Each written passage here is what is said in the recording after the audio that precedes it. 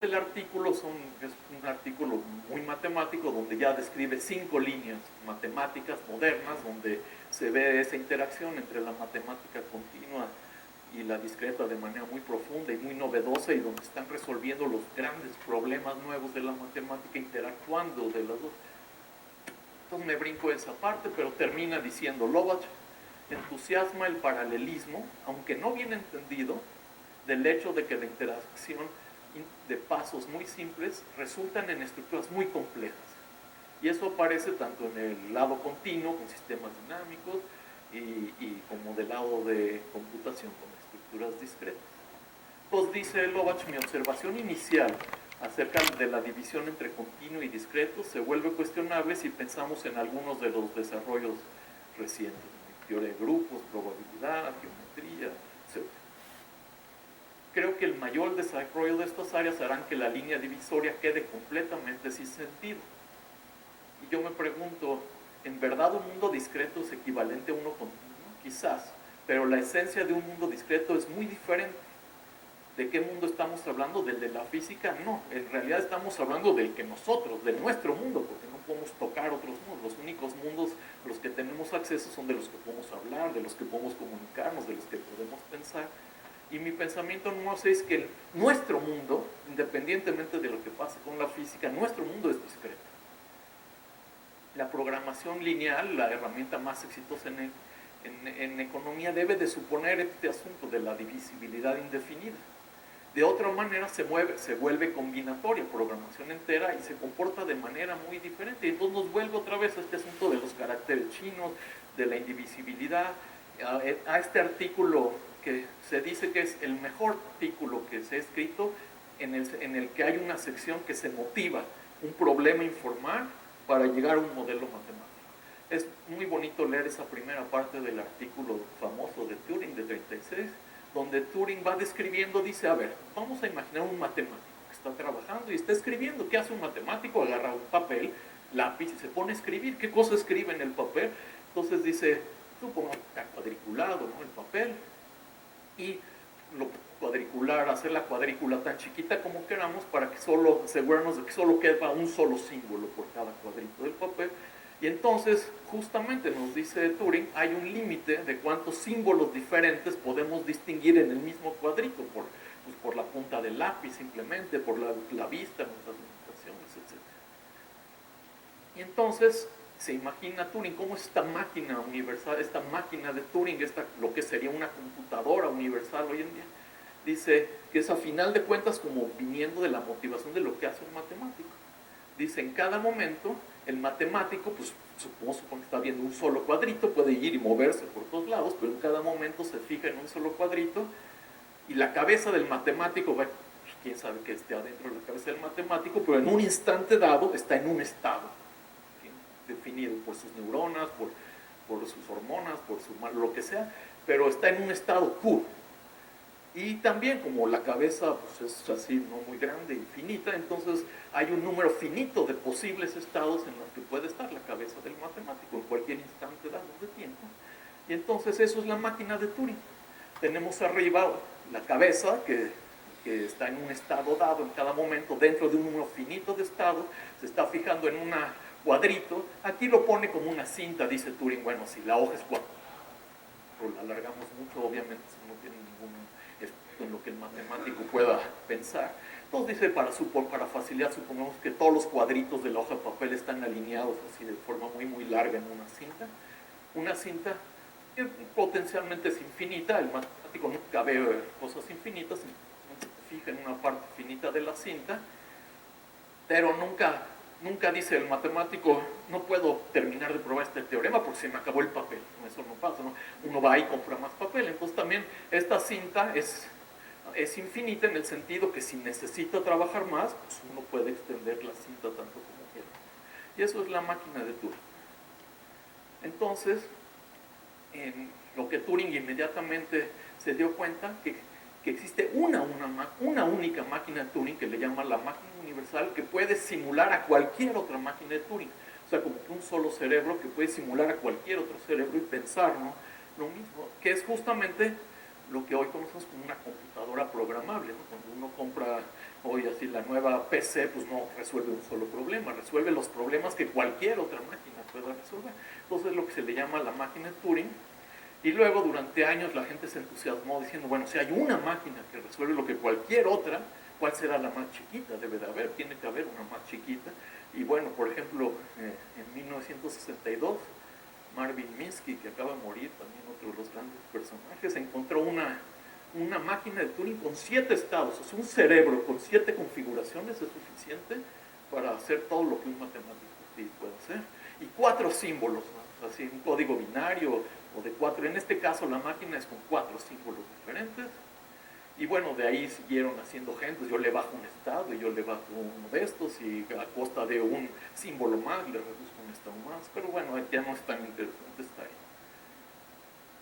El asunto que nos llama la atención es que en nuestro mundo discreto todo se reduce a este modelito sencillito de 7 estados y 4 símbolos, y todo lo que podemos pensar y comunicar y todo se puede simular mediante esta maquinita tan sencilla que va sobre la cinta, la cabeza moviéndose, leyendo el contenido de una celda, y en base a eso se mueve a la izquierda o a la derecha. Es todo lo que estamos haciendo al final de cuentas. Pero este mundo discreto en realidad es muy complicado. Aquí se conecta con el famoso 10º problema de Hilbert, que presenta en 1900 acerca de la automatización de toda la matemática. A raíz de todas estas ideas, pues los matemáticos obviamente en pánico estamos, de que no, pues entonces si una maquinita de estas hace todo lo que podemos hacer, todo se puede automatizar. Entonces Hilbert en su problema pide, denme matemáticos un algoritmo que dado un polinomio en enteros, diga si existen, si tiene raíz. Y pues tomó años en darse cuenta que no, que este problema simplemente en el mundo discreto de las máquinas de Turing, de las computadoras, no tiene solución. No hay ningún algoritmo que conteste para cualquier polinomio en entero si tiene o no raíz. Y bueno, fue toda una larga historia que culmina bonito en 1970. Dado un enunciado acerca de los números enteros, es verdadero o falso. Esto no es computable, no es bueno, parece una muy buena noticia para los matemáticos.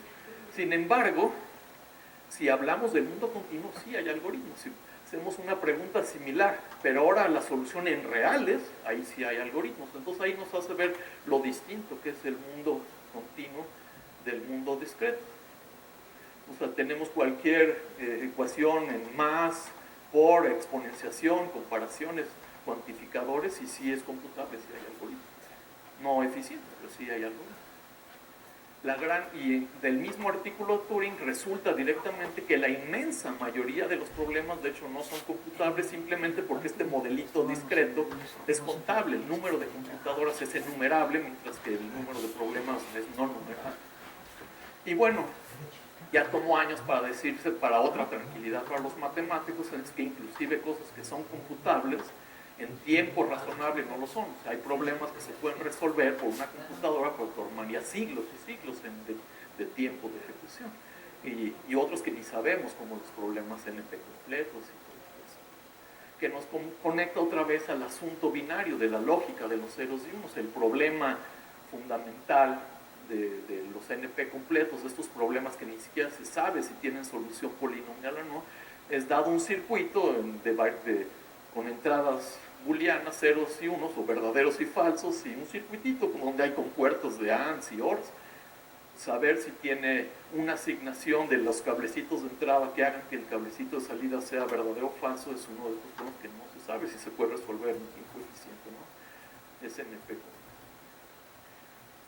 Y entonces volvemos a este asunto de la programación lineal. La programación lineal tiene solución polinomial cuando estamos pensando en esta indivisibilidad indefinida en el mundo continuo. Si nos restringimos a un mundo discreto, se vuelve NP completo y no tenemos soluciones polinomiales.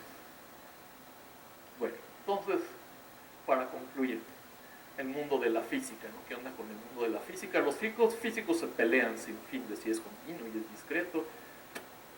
Y aunque se pelean sin fin, parece que también el mundo de la física se está poco a poco moviendo más hacia lo discreto, ¿no? Con lo atómico, lo cuántico, etc. Y bueno, de hecho aquí se ve cómo es una cosa muy seria que ya Einstein ya le daba miedo a este asunto, dice, considero bastante posible que sea imposible basar a la física en estructuras continuas. En este caso nada quedaría de mi castillo en el aire, incluyendo la teoría de la gravedad. O sea, este asunto de lo continuo y lo discreto, que parecería que son lo mismo y dos caras de lo mismo, bueno, hay discusiones sin fin, si la realidad en sí es digital o no, hay hasta aquí este concurso y bueno, hay debates y debates sin fin. En matemáticas, para concluir, a lo que estamos convergiendo en las matemáticas es verdaderamente un trabajo en equipo, eso definitivamente, entre lo continuo y lo discreto, y algunos, como decía, de los grandes resultados recientes son justo resultados que utilizan herramientas tanto discretas como continuas, eso no hay duda. Pero como decía, parafraseando a Martin Davis, el mundo de los problemas que una persona puede resolver no es el mundo de los problemas que tienen solución por mecanismos físicos necesariamente finitos, similares a la máquina de Turing. Y nos dice Martin Davis, es un hecho de la vida que somos seres finitos y que nuestros cálculos son llevados a cabo sobre datos finitos y además suficientemente limitados como para caber en el espacio que proveen hojas de papel o otros medios electrónicos. Y bueno, esta es otra cita bonita para ya casi terminar. Los biólogos, ¿no? Los biólogos, este es un libro interesante, Information on Life, de Springer, donde se dice en el preámbulo, communication, one of the most important functions of life, occurs at any spatial scale, from the molecular one up to that of populations and ecosystems, and any time scale, from that of fast chemical reactions up to that of geological ages. Information theory, a mathematical science of communication initiated by Shannon in 48, has been very successful in engineering, but biologists ignore it. Y bueno, no solo en nuestras mentes, es lo que estamos diciendo, es discreto, este mundo discreto, que también nuestros genes y el DNA es también discreto mismo, no es igual al mundo continuo, tiene un sabor diferente, tiene características diferentes, tiene cuestiones de computabilidad diferentes, lógica, lenguajes, codificación, información, algoritmos, todas estas son cosas de un mundo discreto, que son nociones, intuiciones y herramientas y que apenas, muy recientemente, no solo lo acabamos de descubrir matemáticamente, sino, como decía, psicológicamente, culturalmente, es un mundo discreto que de entrada no nos gusta y que tendemos a rechazar y que apenas estamos empezando a descubrir y a integrar al mundo discreto, al mundo